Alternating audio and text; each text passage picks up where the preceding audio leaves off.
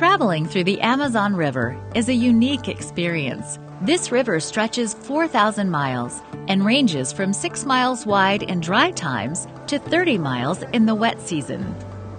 The people living along the banks of the Amazon are named ribeirinhos. They get to experience raw nature in a pristine environment.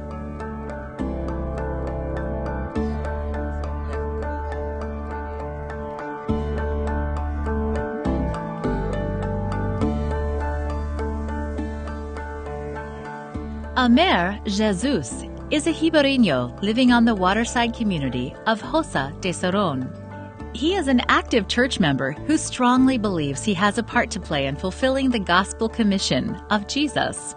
Amer has accepted the task to carry hope along the mighty Amazon. As Amer prepares to visit a village, he first empties the water from his canoe. Then he paddles to his destination, navigating a dangerous river full of crocodiles, snakes, and fish larger than a human being. Amer doesn't want to waste any time. Unless he takes an active part in the mission work, how will the love of Jesus reach the entire world? Amer pauses to ask God for an abundant blessing on his efforts. He can deliver words of truth, but only the Holy Spirit can open the heart to God. Mas Ele quer que nós nos preocupemos. Como está a nossa vida diante dele? Nós não vamos. Today, Delordi is going through a difficult time in her life, but the message she hears rings sweet in her ears. Amer shares about a new home and a new world where things are made perfect, a place where there's no pain, suffering, or tears. At the end, they pray together, asking God for peace and a blessing upon this household. Outside, there's a group of children playing, so Amer stops to talk with them about God's exciting plan for each of their lives. The ribeirinhos appreciate the spiritual nourishment and attention they receive. This simple visit speaks to them of a caring Savior.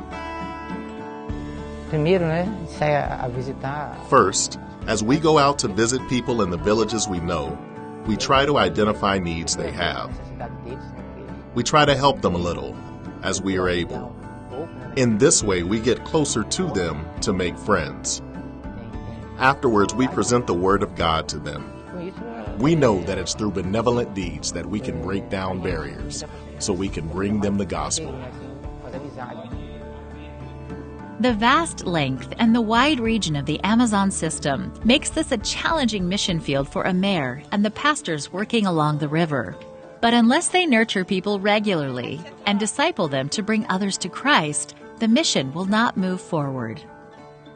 So the local Seventh-day Adventist leaders made plans to build a floating church that can navigate to the many villages along the Amazon River.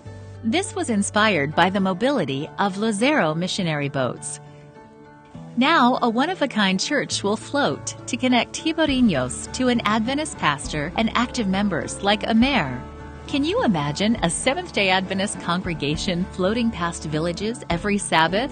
This may be one of the world's first floating churches, navigating the dark waters of the Amazon River with the bright hope Jesus brings. Please pray for the floating church in the Amazon River and remember to support the 13th Sabbath offering this quarter.